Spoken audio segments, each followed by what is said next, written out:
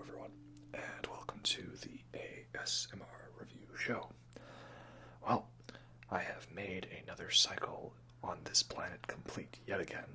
Didn't know if the Earth was going to make it around the sun once more, but it was the little blue planet that could. So, cheers to me not becoming a member of the 27 Club. Unfortunately, this means that now if I want to be famous, I have to actually work at it, and it won't automatically be because I died at a young age. Oops. Yeah, I'm 28. Wow, crazy. That means I'm almost 30. I'm closer to 30 than I am 25. And here I am drinking and talking about movies, music, and video games and stuff on the internet. Oh, wow. What a crazy world we live in. Yeah, obviously, if I'm going to celebrate a birthday, I've got to have weird, fancy beer. And this is the Heist Maple Stout from Cannery Brewing. It's, liquid gold maple syrup in a beer. Yeah, it's weird. It's like a nice, good, tasty stout. You know, good old Canadian maple syrup in there. So, obviously, when this video goes up, it will not be my birthday. It'll probably be several weeks after it. But the main thing is that I'm a dirty Pisces, you know. We have always got to be right. And we're always obsessed with art. Us Pisces people, you know. So, I didn't have anything too crazy planned out for today's video. It was a collection of assortments of ideas I wanted to do, but couldn't really be their own video, so it's all getting thrown into one video that's part birthday related, and I've got some birthday gifts to show off, and fun life update things to talk about. So the big one you're probably wondering about is, why am I here in front of this camera, and why am I not in front of the TV playing Elden Ring? Oh, Elden Ring. Well, I am. I've been playing through Elden Ring ever since the day it came out, and I'm loving it a lot so far. But it is a very lengthy game, and it is difficult. Like, as much as I love all the Dark Souls games, I wouldn't consider myself to be, like, the best player at them. I find it's, get good to kill the boss, but, like, usually, not through dumb luck, I want to say, but I don't know. I don't know if I'm actually that good at them. Every time I start up a new one, I always feel I get quite humbled in my abilities. Plus, I usually make things easy for myself at the start, and I go for a strength build, and then later on in the game, I realize, I have no ranged capacity. So then I start putting points into, like, intelligence or something. Never faith, of course. Miracle builds aren't viable. Except now in Elden Ring, miracle builds seem viable because there's so many of these cool incantations I see, and all of them are like, it requires 24 faith, and I've got like 7. So I done goofed on that one. Currently in the game, I'm in the Lernia of the Lakes, the kind of second area, and I've just gotten inside the gates of the Raya Lucaria Academy, is it? You know, it's basically Hogwarts, but it has the Burger King guy all throughout, and he really wants to throw the book at you, if you know what I'm saying. And I've fought a lot of the mini-bosses around the area, and done a lot of dungeon crawling and exploring cool underground areas with giant ants. Like, man, there's always been a lot of real great nightmare fuel in Souls games before, but I think they've outdone themselves with some of the nightmare fuel in this. I haven't even gotten to the giant crawly hands that shoot lasers out of a ring. So, yeah, I'm totally looking forward to that. That's gonna be so much fun. But yeah, that's where I'm at currently in Elden Ring right now. I'm trying to make sure I find all the bosses, but again, I'm going at my own pace, and I'm enjoying exploring it because it's one of my favorite things about this open world game is that it doesn't have like quest markers or objective markers for you. You have a map, and it's just like go and explore. And it's funny because obviously everyone out there has said this is basically Breath of the Wild meets Dark Souls, and that is a very correct comparison. And yes, Breath of the Wild is a very fun game. I never fully beat it. I got one of the 4 great souls, you know. But it was a very fun game. Breath of the Wild is just such a lengthy game. And the one thing that that game does that, at least currently for what I've played, Elden Ring is the only other game that does this, and it's that it gives you a big open world, but it doesn't just have it, oh, you found the map, okay, so there's a question mark here, and a question mark here, and here. So go here, here, and here, and don't go anywhere else. We want to make sure you find all the cool stuff we put in this game. And the idea that you might not find it because we didn't mark it for you, like, go here. No, don't go there. Go here. Is scary to us developers, so we have to point it out for you. And I've realized that I don't really like that in open world games. Like, as much as I love The Witcher 3, it's a very great game. But there's no exploration to be had in that game. Everything is already marked for you, and you know where to go. Like, I think about how much cooler it would have been if there weren't objective markers for, like, all those mini islands in Skellige, right? And you just had to venture out into the sea, not knowing, I don't know, am I gonna find some barrels with cool swords in it? Or am I gonna get eaten by Cthulhu all of a sudden? Right? Like, I liked that exploration to it. Yeah, it was kind of like Jack 3 for an open world, where, like, I don't think Jack 3 marked stuff on the map for you, did it? It's been a while since I played that game. Maybe it did. But so yeah, I'm loving the game so far. It's real great. I'm having a lot of fun with it. It's just one that I'm definitely going to take my time with, because I want to explore the open world. And it's only after I've gone through an area am I going to, like, look at the map and be like, okay, what did I miss, right? And surprisingly a lot.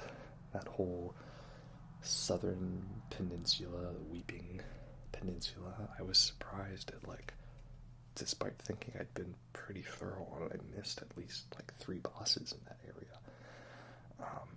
So yeah, it's a great game. I can't wait to make that video for you guys, but again, that's probably going to take some time. Next up, I saw the new Batman movie, The Batman, with Robert Pattinson.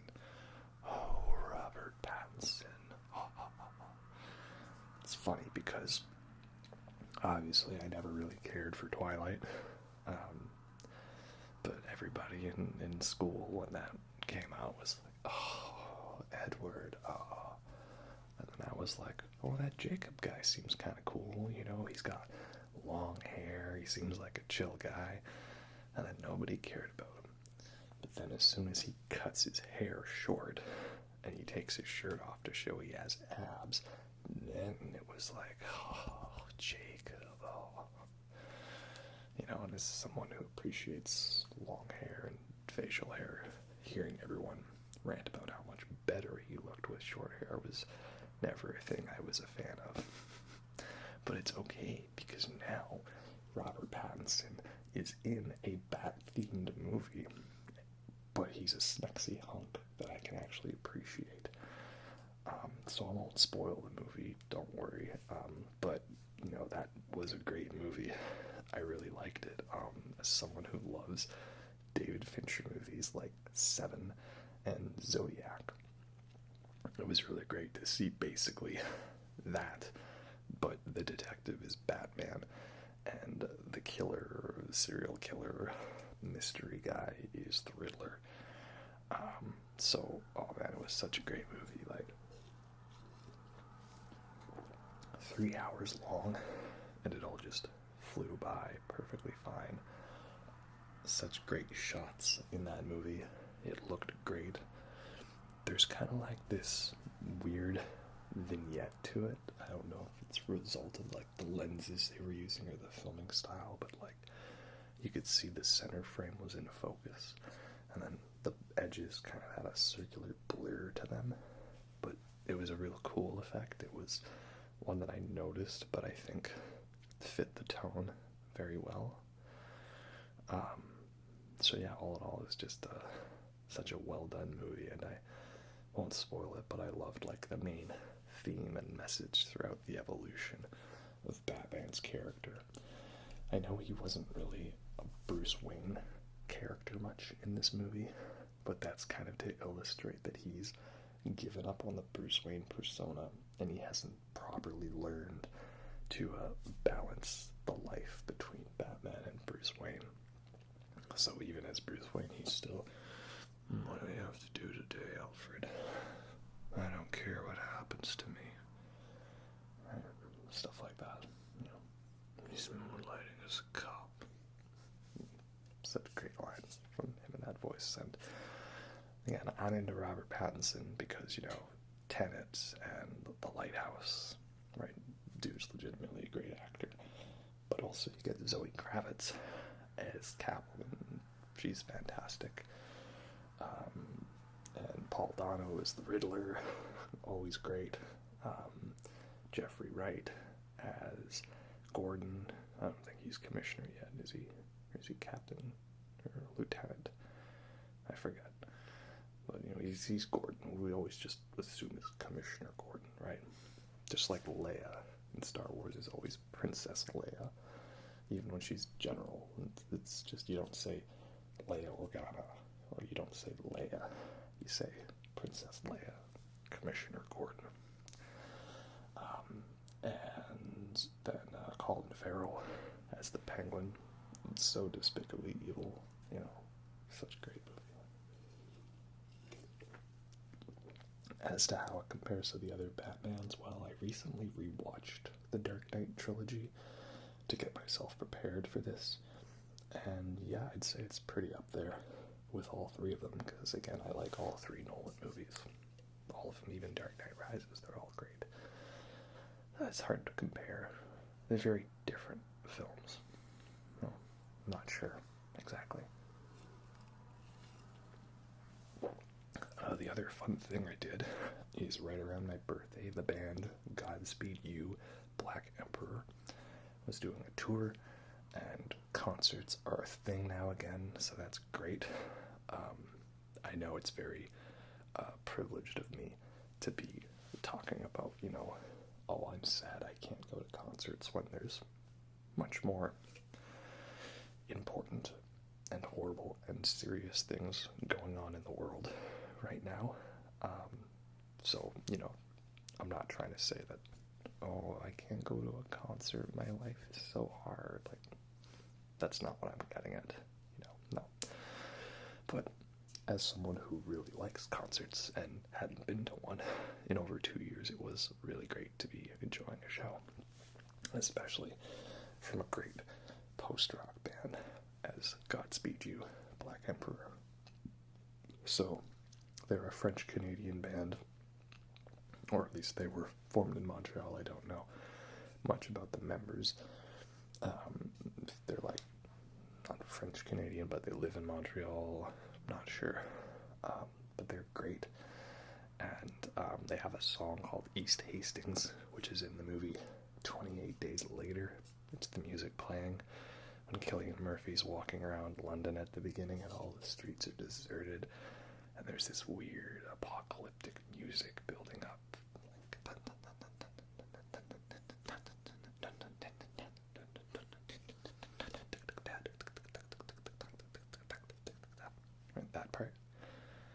great music.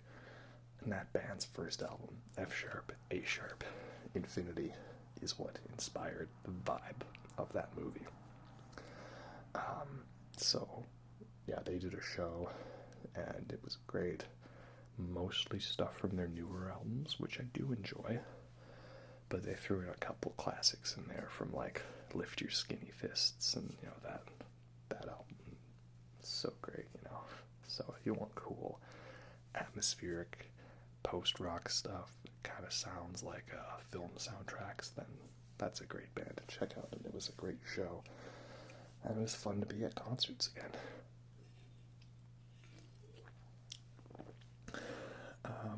What else do I have for fun life updates? I think that's mainly it. Now we can get on to the birthday gifts and other fun music, movie related concepts and conversations, shall we say.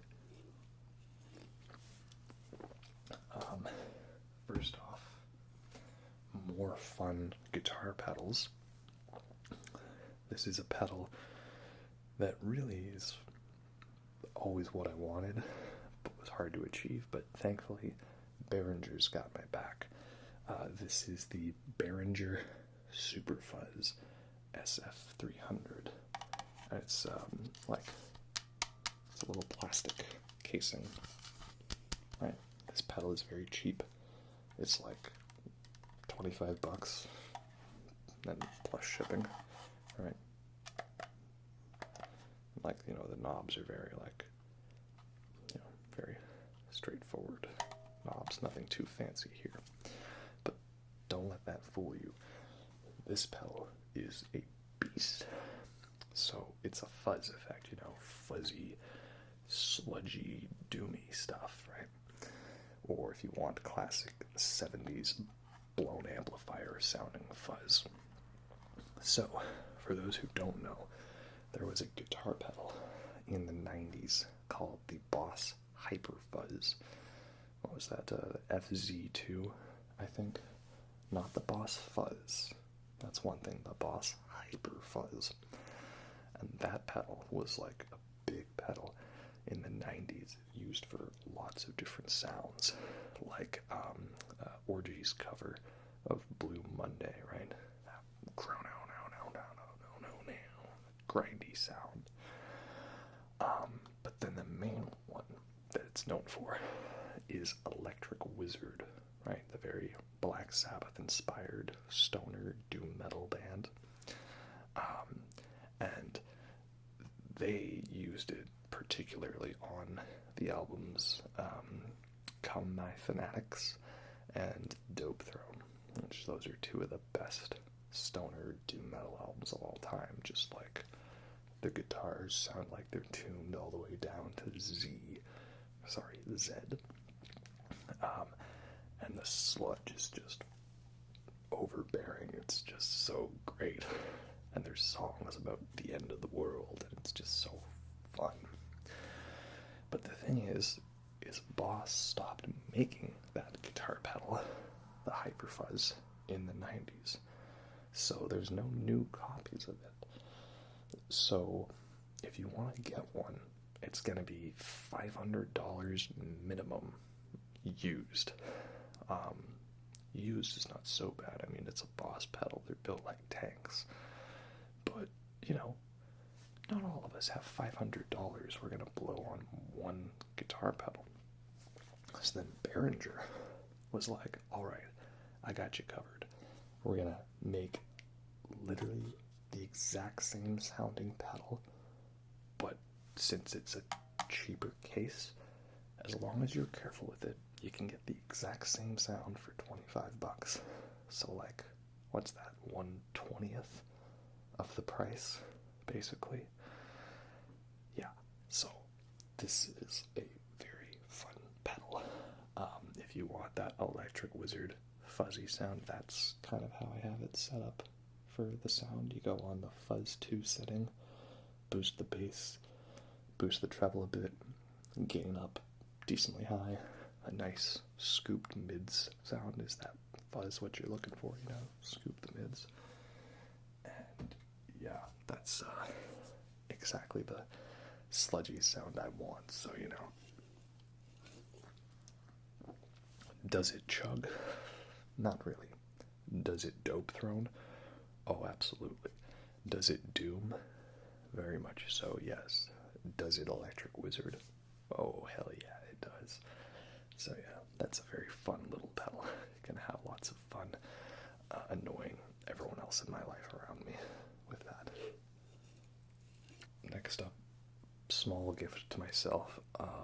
Don't laugh, but I bought myself leather pants. Leather's a nice sound, right? I mean, it's not real leather, you know, but that's fine.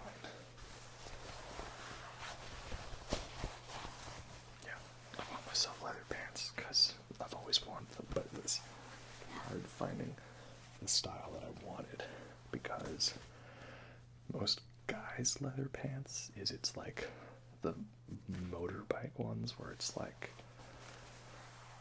the heavy, thick, real leather, like meant for be like protecting your legs when you're on a motorbike, and I'm not a biker. Like I wanted something that was more like sleek and, you know, looks good. But yeah, I found a kind of like, so yeah. Beware evil. I have acquired the ability to look good in leather. So, yeah. I'm going to find every excuse I have to go out and party so I can show off my leather pants.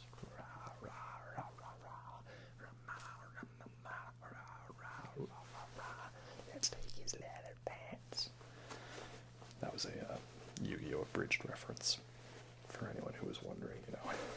There's me referencing 10-year-old random internet videos. That's how we do it on this channel.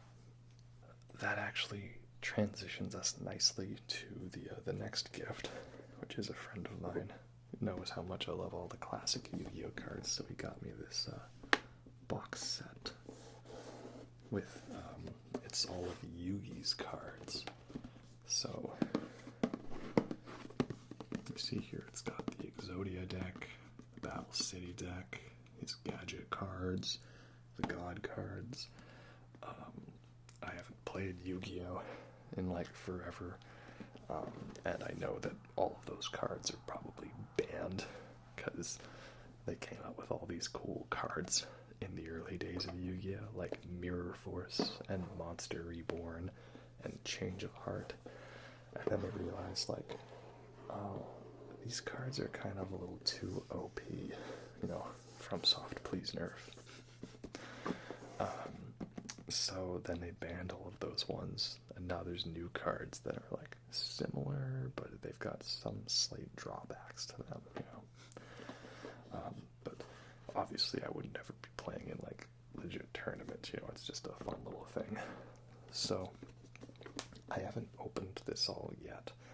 I think I might make a video with this, because I know people are into watching people open like packs of Pokemon cards or like Yu-Gi-Oh cards or stuff, so you know, if that's a thing people want to watch, maybe I'll make that with this one, and you can see some of these cool cards getting all opened up. But knowing me, I probably won't like open them up and be like, oh, this one is worth $50 according to a website. I'm gonna like open them up and talk about, oh, I remember watching the Yu-Gi-Oh episode where Yugi used this card to beat Weevil or something like that, because that's how I roll. But yeah, this is a very fun gift, so I'm excited to take a look at what's in the box. What's in the box? And lastly, what would a set of birthday gifts for me be without some good old vinyl records, because I collect vinyls a lot, obviously. So that's what we'll do for the rest of this video. This first one I found here is Argus by Wishbone Ash. And if your first thought was, wow, that guy kind of looks like Darth Vader, you would sort of be correct, because this album cover was the inspiration for Darth Vader. they saw this picture of this, I don't know if he's like meant to be a Roman gladiator type thing, but then on the back you can see that he's also looking at a spaceship, so it's an odd thing. But yeah, that was the inspiration for Darth Vader, and it was funny. I remember buying this record, and like the person, as they were scanning it to check out, they were kind of looking at it like, sorry, it just looks like Darth Vader. I was like, well, yeah, you'd be correct. So yeah, this is a fun looking album. I mean, I know it a bit, not too much though, but I like buying records where I want to dive into the deep cuts more. And I know these guys are kind of like some early 70s prog rock, you know, longer songs and more instrumental parts to them. So looking forward to this one. It's going to be pretty good. Next up, I've got 2 albums by the great David Bowie. This is Low and Station to Station. So the Low one, it's not in here. The record's on my turntable right now. But Low and Station to Station, they're both 70s albums from David Bowie. And Station to Station, most people will know this as the one with Golden Years. Great song. But this album's also quite weird. Like, it's got a 10-minute opener as the title track, which is a very lengthy, repetitive song. It's a very odd album. I think as for this one, Station to Station, it was kind of the transitory album in David Bowie's discography, where he was getting away from that 70s glam rock sound on like Ziggy Stardust and Diamond Dogs, but he was going towards that weird experimental German expressionist sound of the next several albums, but he hadn't quite got there yet. So this one's a weird in-between album. I'm looking forward to diving into that one more. And then the one he made after that was Low. And this is where he goes full-on weird German expressionist, you know, experimental stuff, all that type of things. The main album I know from this era is Heroes, you know, where he's like brushing his hair on the cover. And that's a great album. Also a very weird one. And this one's weird too. I think people credit David Bowie enough for the fact that he makes weird music, but especially this period, because there's a lot of instrumental on these albums, this one and Heroes, and it's kind of an odd thing. Like, you think about like a mainstream pop rock musician putting out an album with multiple instrumental tracks. Like, that'd be like if ABBA made instrumental songs. Not just one random one at the end of the album, but like the first song. Like, can you imagine pop artists today putting out multiple instrumental tracks on their big album? Like Billie Eilish or Olivia Rodrigo. It'd be quite strange if they did that, right? Like, typically when you're listening to a solo artist, it's to hear the solo artist sing with the voice, because you don't care as much about that backing music stuff. It's about the vocals, right? Or the beat, not really the complex instrumentation. So I like that David Bowie was kind of challenging that notion and showing that, you know, solo artists have more to give than just singing and vocals. There's this music to it, so I like that. More complex, shall we say. Next up, more bands with Canadian members who are in the Quebec, Montreal area, and this is Funeral by Arcade Fire. Arcade Fire is like one of the OG 2000s indie rock bands, and this is a great album, probably my favorite by them. I remember I got into Arcade Fire when The Suburbs came out, and that's a great album. That was the one that got me into them, but overall I'd you can't beat the first album. They're doing a lot more of the 80s dance pop revival stuff with like Everything Now, Creature Comfort, Reflector, and all that stuff. And it's all really good. I like it. But for me, you can't beat this really unique, fun, classic, hipster indie rock sound you got on this album. So this is a real good one, you know. So many different moving parts to it. Especially the set of the last couple songs, like Rebellion, Lies, and In the Backseat.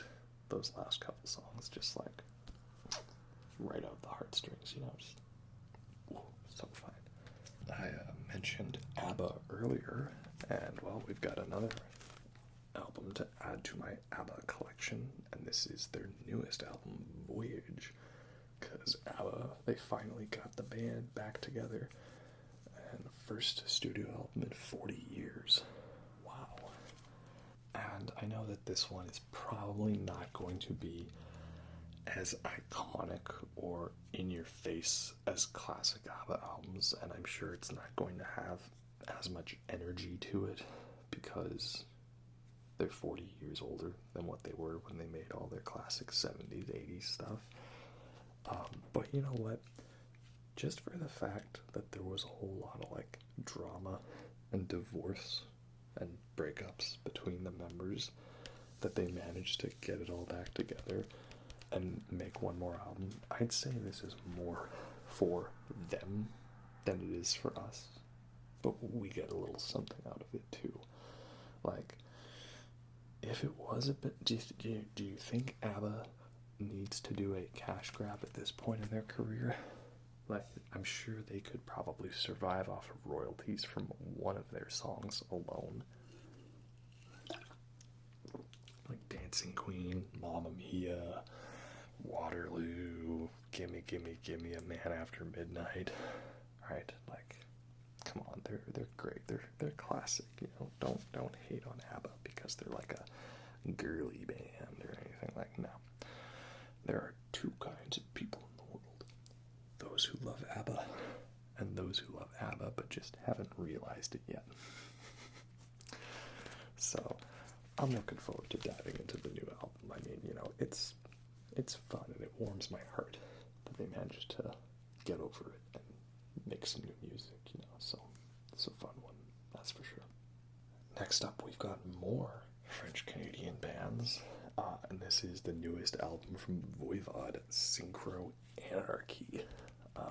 I talk about these guys in every one of my videos. They are a sci-fi inspired 80s thrash metal band that's still going strong today, and I've loved like everything they've put out. They've got such a cool, unique style of writing riffs and not sounding like every other generic thrash metal band.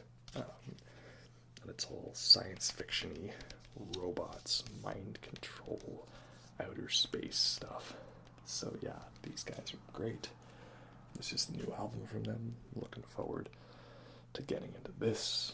I'm hoping maybe they're going to announce a tour soon, because they're always fun live, because they're not that big of a band, so it's not like it's a, you know, large stadium type thing. Like, yeah, if you want good sci-fi thrash metal that's like the Alien movies, but in thrash metal version, or like, maybe not Terminator, that's more Fear Factory's thing, you know, but whatever you think of it, it's great. It's great. Next up, we have my man, Jeff Buckley. This is his only album, Grace, because he was, well, tragically taken from us far too soon. So, you know, R.I.P. my man. Oh, such a lovely photo of him, just. So yeah, he's like 90s rock, kind of alternative sound to him, but so many great songs on here. Like, the main two that I know is Grace, because do you all remember back in the Halo 3 Machinima days, like Digital Fear and the whole Master Chief Plays Halo video? Man, that's such a crazy video that it's so old and I remember it so much. And the guy who made that had another series called Deus Ex Machina, where he was like doing like a story and everything with like this, superhero type character. He's trying to fight for justice. Yeah, I remember the guy who made that used Grace by Jeff Buckley as the theme song, and so it's always had a lot of nostalgia for me. And this album also has the best version of Leonard Cohen's Hallelujah. The best version of that song is the Jeff Buckley version, and y'all can fight me over that one. Maybe that goes into my other unpopular music opinions, I'm not sure.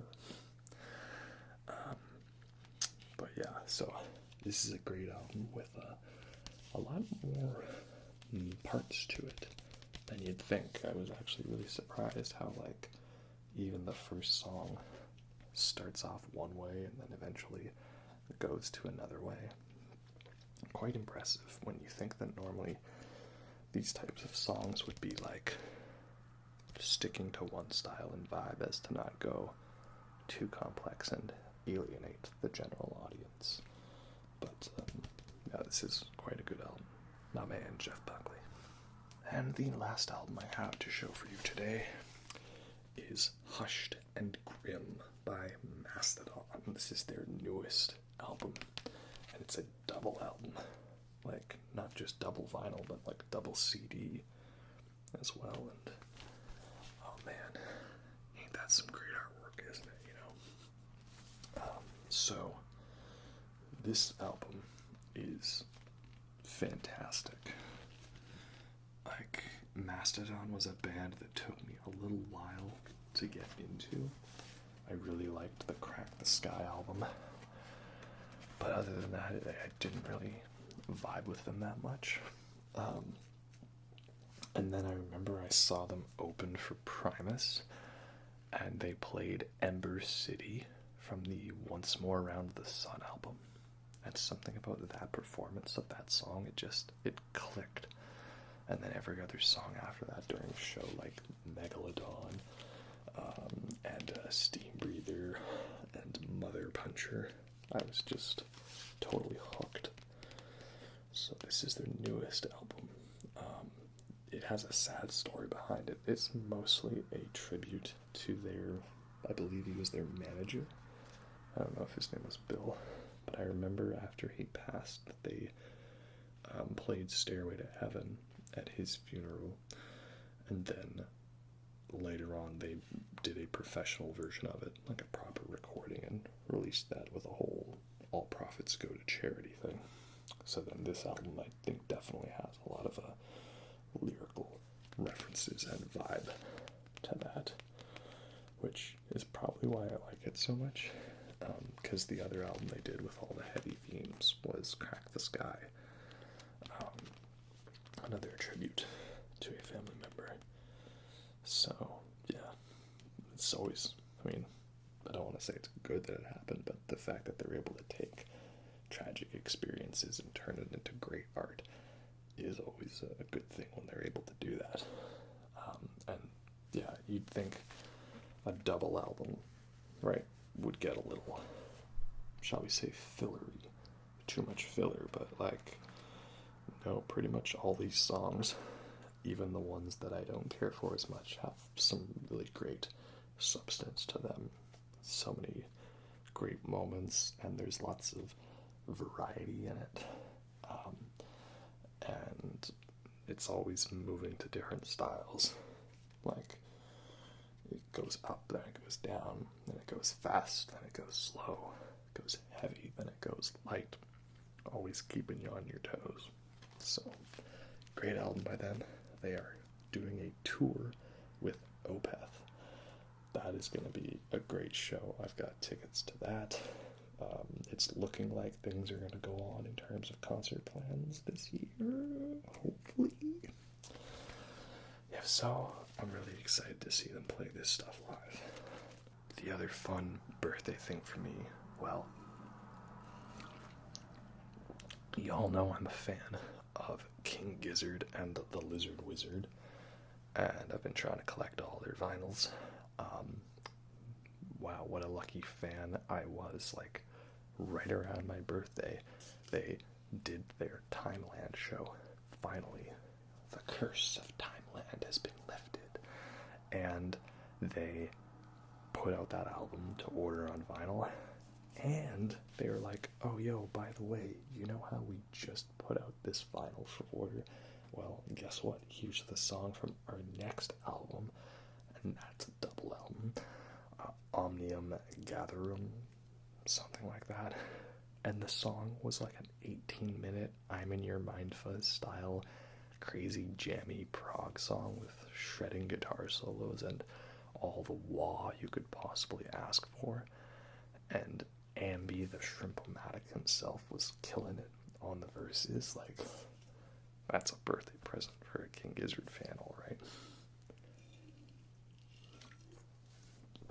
So yeah, I guess we might be starting up the King Gizzard and the Lizard Wizard ASMR vinyl review series soon. That's gonna be looking forward to that. But yeah, that's kind of where we're at, what's going on in my life. So again, I'm gonna see if I can keep making in-camera, in-person videos, because it is fun to just actually do the video. But the majority of the time, we'll be playing Elden Ring. So we'll get through that, but again, I take my time with it, and I want to actually explore. I don't want to miss any bosses, but, you know, there's a balance, right?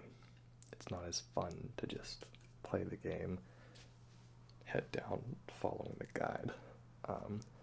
I feel like I did that a little too much for Sekiro when it came out. Like, that came out and I just watched all the videos and all the spoilers and all the bosses, and it was fun playing the game, but, you know, I like now that there's more freedom of exploration. I want to find the secrets for myself to an extent.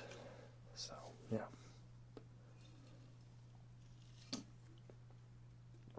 Cheers to 28, right?